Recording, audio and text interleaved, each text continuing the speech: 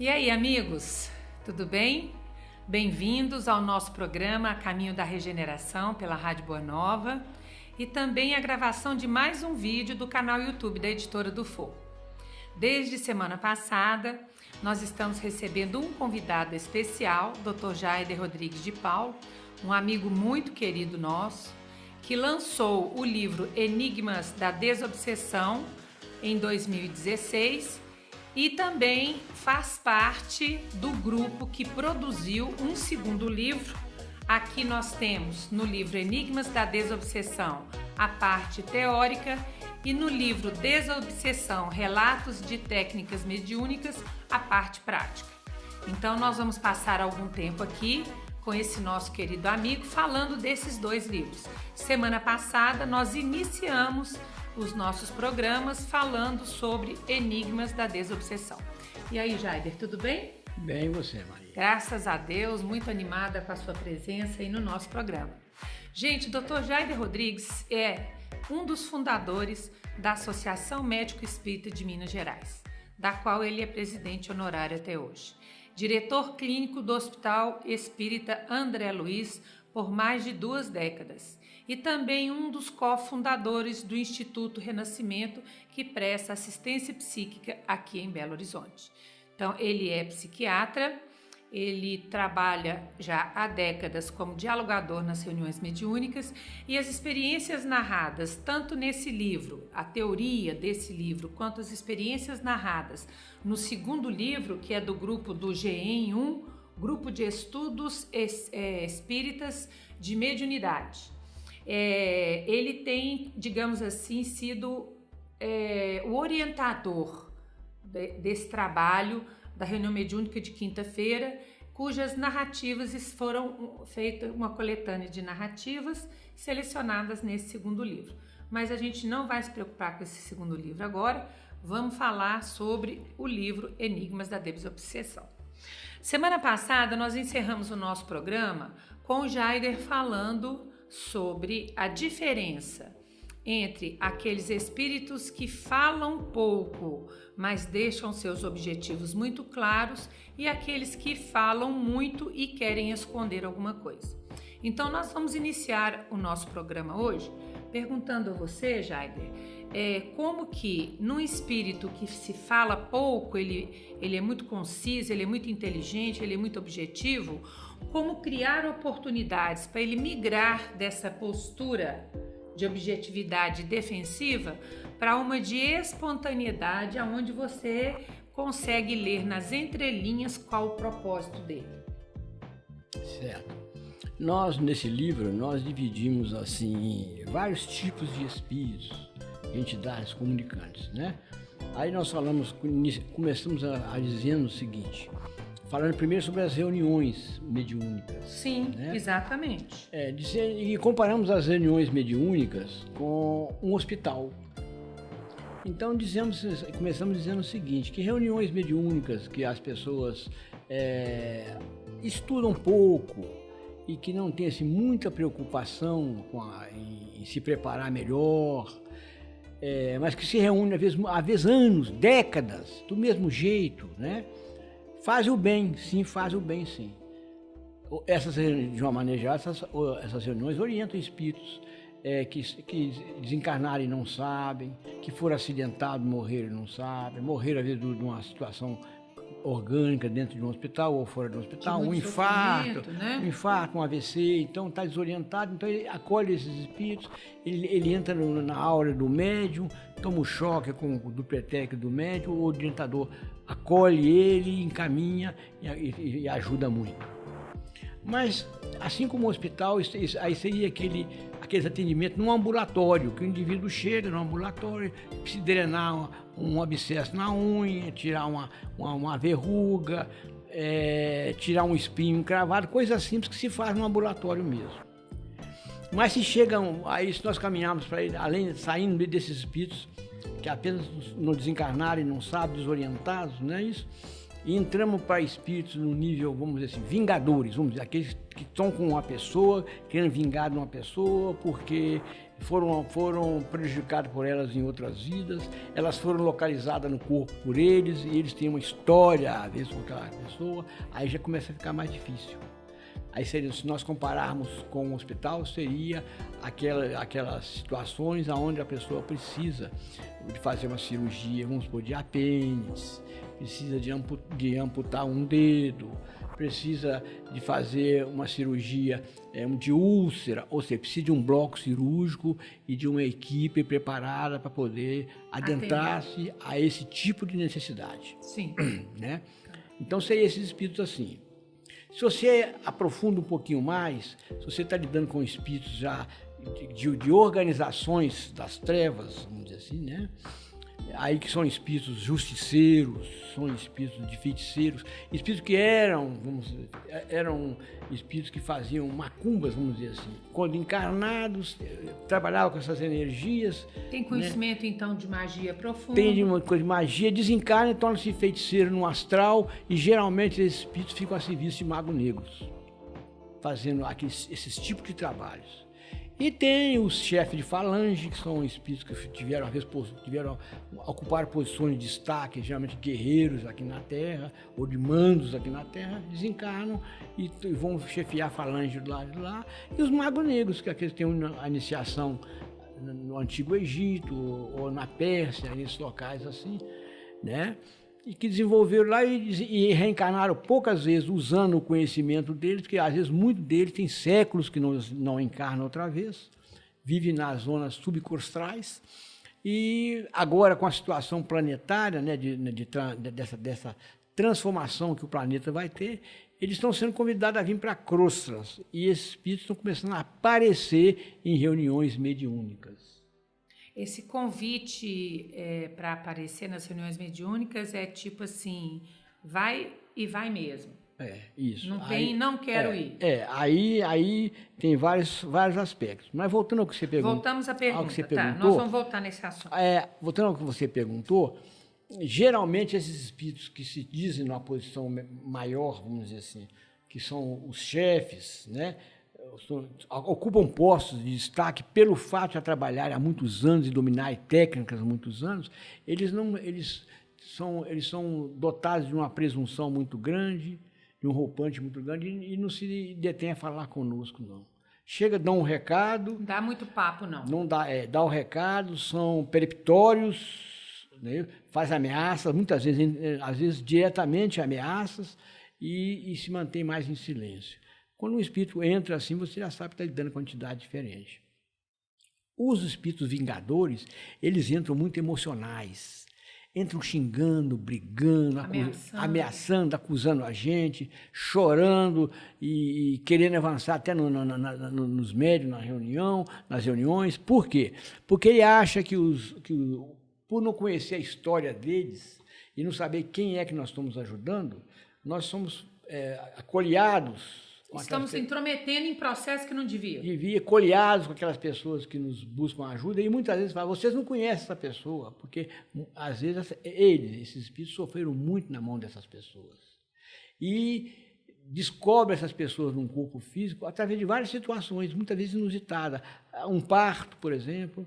É comum uma pessoa, num parto, numa situação emocional muito grande, num acidente, a pessoa escapar pela janela do passado, escapa aquelas vibrações do passado e ele registra.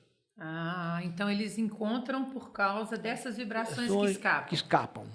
Né? Isso que escapam, ele registra e se aproxima daquela pessoa. Reconhece a pessoa sendo aquela do passado. Do passado, mesmo num corpo diferente. Entendi. Então eles falam muito, xingam, brigam, choram, ameaçam, entendeu? Então esses aí você tem que entender. Nós temos que fazer uma pergunta para ver qual a ligação que o espírito tem que ele tem com o assistido, porque se é um espírito desse, você tem que ser um conciliador. Entendi. Aí você é um conciliador. Então você vai ouvi-lo, vai estabelecer uma ressonância com ele, mostrando com ele que você não está ao lado de ninguém, entendeu? Aí você acalma ele através de passes, localizado em determinados chakras, chakra cardíaco, chakra frontal, para ele ficar mais calmo, entendeu? Envolve ele num clima de tranquilidade, às vezes até de prece, né, de oração em silêncio, para que ele te escute, para que você estabeleça uma ressonância com ele.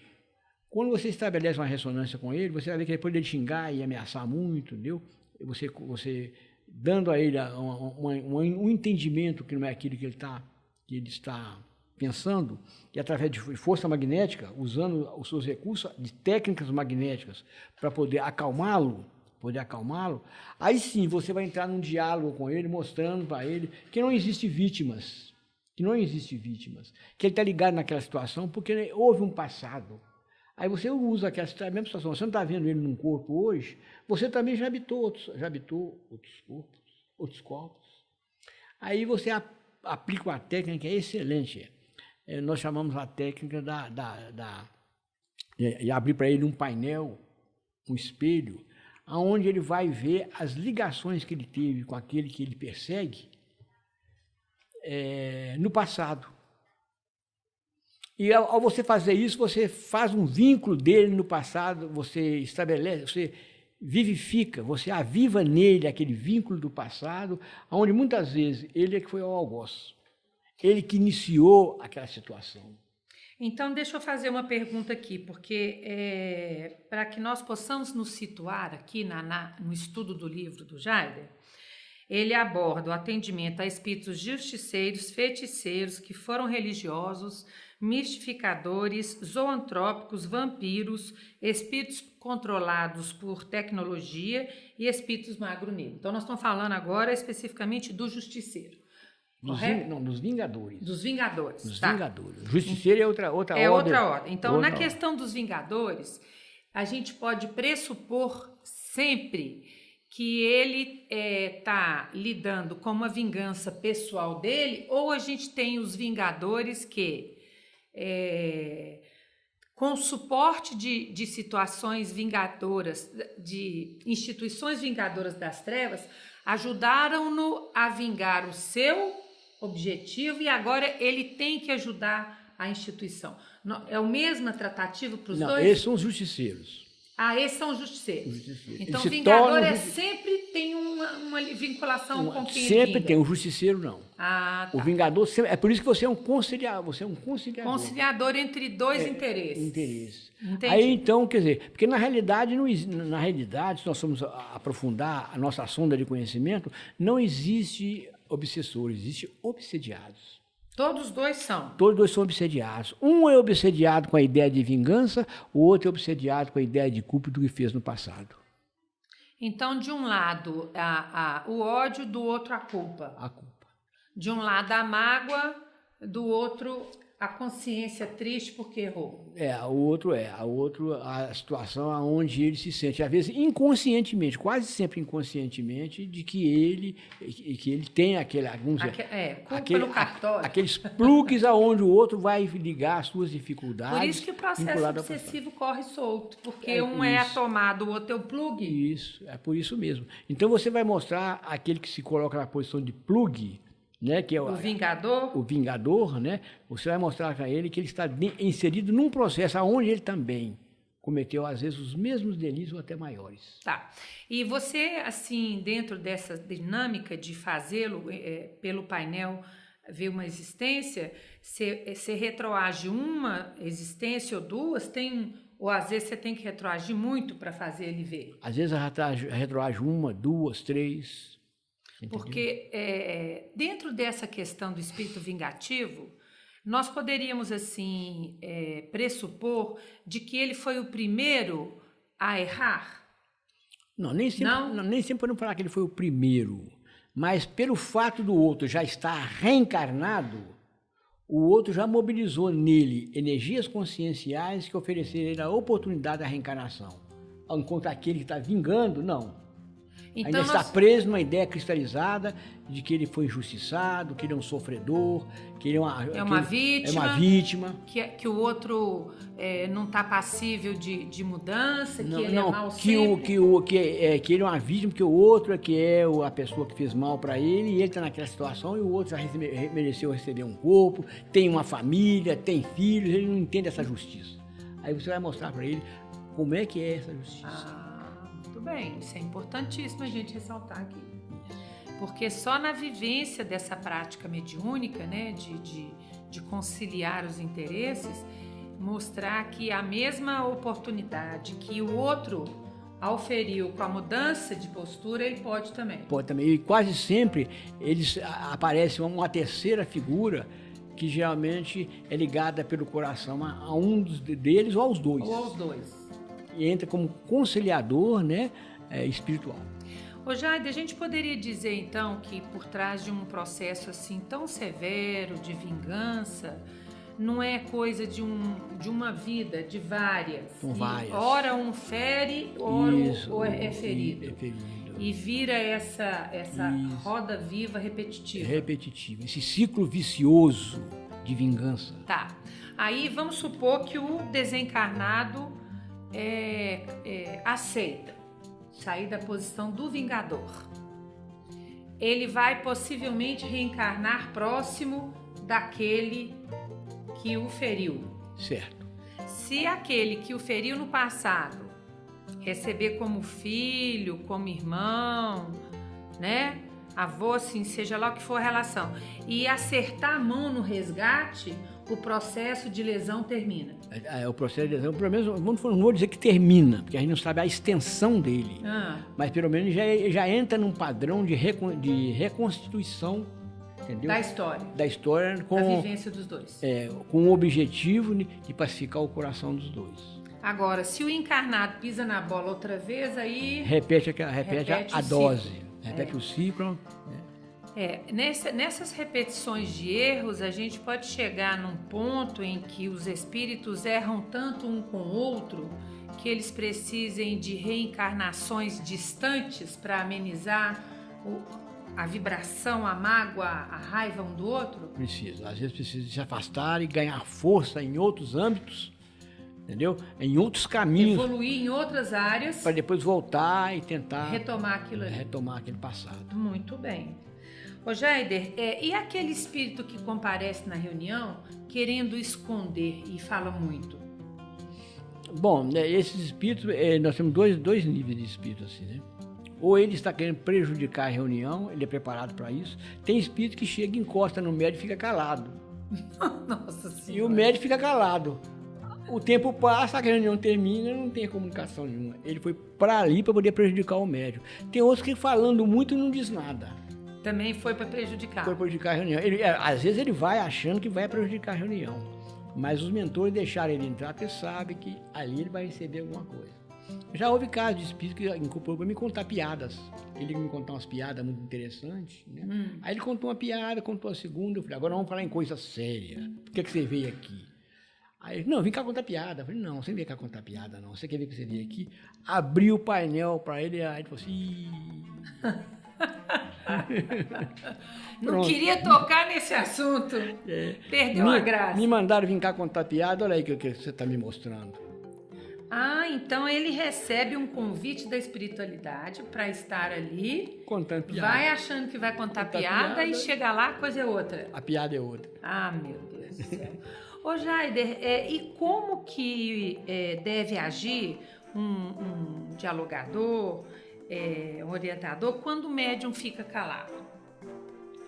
Olha, nós sentimos e temos estudado sobre isso, que a melhor maneira de um médium trabalhar é desdobrada. Tá. Ele desdobra, porque além de ele se desdobrar, é irradiar a pineal dele através de contagens, para que ele tenha lucidez. Porque o ideal é o médium trabalhar desdobrado, com lucidez vinculado ao seu mentor. Isso que é o ideal. Então, se o médium trabalha desdobrado, com lucidez, vinculado ao seu mentor, se chegar um espírito que quer que ele fique calado, ele vai falar. Ele vai falar, espírito que veio para ficar calado. tem um espírito aqui que está aqui, mas ele fica só me olhando, não fala nada. Não fala nada. Ele vai narrar isso pro dialogador. Aí o dialogador vai falar com ele, pergunta para ele o que ele quer, o que ele veio buscar. Então o dialogador tira desse mutismo. Tira do E se o mutismo. médium não tem essa habilidade de sentir que a mudez é do espírito e não da falta de percepção dele? Entendeu minha pergunta? Um problema, você fala assim, um problema de voz? Não, eu tô lá na reunião, né? Aí não tô vendo nada, não tô sentindo nada e não quero falar nada. Como é que o médium vai saber que tem um espírito do lado dele que tá ali para não deixar ele falar nada, nem ver, nem sentir nada? Dois aspectos. Primeiro, quando você manda, você fala, você dá o comando para ele desdobrar lúcido, ele tem que sentir. O que está na áurea dele, o que está no campo, na frequência dele, ele tem que sentir. Ah, muito bem. Agora, se vamos supor que ele não tenha, porque na realidade todo médium desdobra. A questão é saber, ter lucidez, ter consciência de que está desdobrado. Porque para poder ele receber um outro espírito, vamos dizer assim, não é isso? Dentro dessa nomenclatura, ele tem que estar desdobrado. Para ele ter essa percepção mais lúcida. Lúcida, isso. Um dos fatores primordial De uma reunião de desobsessão é ter essa destreza. É ter essa destreza. Isso aí é condição. Isso é uma conquista ao isso longo do tempo. É condição sine qua non. Agora, a questão da faculdade mediúnica, o Kardec fala que ela é orgânica. O que quer dizer isso? É que os neurônios dele são preparados, o duplo etérico dele é preparado, até o perispírito dele é preparado, para ele poder se desvincular com uma certa facilidade do corpo físico, entrar na dimensão dos espíritos e captar o pensamento dos espíritos. Entendi. Isso aí que é faculdade mediúnica. Por isso que ela é orgânica, ela é neuronal, vamos dizer assim, e energética no duplo etérico. E esse desdobramento lúcido na companhia do amigo espiritual já pressupõe um certo tempo de trabalho. Traquejo nessa área. Ok. Por isso que é isso que acontece numa reunião de desobsessão. É isso. O melhor é trabalhar dessa maneira. Agora, tem médico que está desdobrado, mas ele não sabe. Por exemplo, ele fala assim, eu estou vendo, ele fala o ambiente que ele está vendo. Você está desdobrado? Ah, não sei. Ele não tem autoconsciência de que está desdobrado.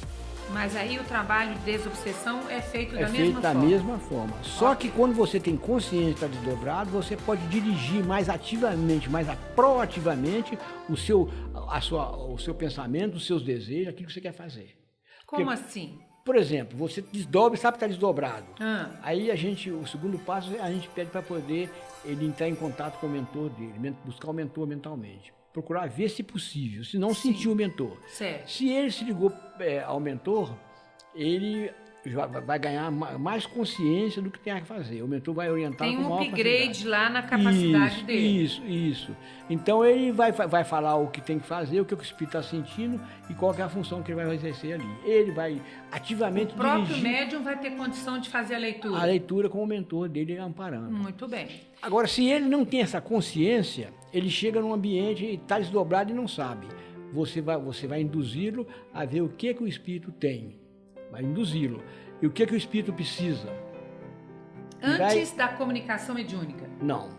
Depois que, vamos supor, começa a comunicação, ele começa a entrar num transe mediúnico. Sim. Aí chega, estou num ambiente, estou no quarto, tem um espírito numa maca. Ah, então você já está falando de uma narrativa do médium que antecede ao trabalho mediúnico, mas ele não sabe. Ele situa o dirigente do que ele está percebendo. Mas ele não sabe. Você está desdobrado? Não sei. Ah, entendi. Não sei que estou desdobrado. Então, numa reunião de desobsessão, a gente já pode, então, entender que a narrativa do médium, da situação do entorno antes do trabalho, é fundamental. Fundamental. Sabe o que é fundamental? Porque você evita muitas mistificações quando o médium está desdobrado e tem consciência. Você evita muitas mistificações, evita muitas armadilhas que esses perseguidores das trevas, muito inteligentes, fazem. E nesse caso do médium não ter esse hábito de narrar o que está percebendo e já entrar direto na comunicação, dificulta o trabalho de desobsessão? Dificulta. Vamos dizer, ele não deixa de realizar, mas dificulta o trabalho. O trabalho tem que ser feito, vamos dizer assim, com uma maior perspicácia do orientador. Entendi. Entendeu? Então, compartilhar do que está vendo antes de da passividade na comunicação é um fator positivo. Positivo. Por exemplo, vou lhe dar um exemplo. Às vezes um espírito chega queixando, gemendo, que está com dor assim, dor, falando com dor. Aí eu já vi isso muitas vezes. O orientador fala, não, meu amigo, você vai ficar calmo, fica calmo, coisa e tal, você vai melhorar. Aí depois ele dá uma gargalhada. Aí diz o que acontece quando ele dá essa gargalhada? Ele desqualifica a reunião, tanto energeticamente como a moral dos participantes. Então, se o médium já identifica isso, já dá meio caminho andado. Tem um espírito zombeteiro que está rindo muito e está querendo comunicar. Pronto. Aí já caminha para outro lado. Ele pode chegar com dor assim, que você já está sabendo. Então tá bom. Pessoal, chegamos ao final do nosso programa outra vez. Passa rápido, né? Mas vocês continuem conosco. Semana que vem, Jaider continua compartilhando conosco as experiências dele. Tenha uma boa semana.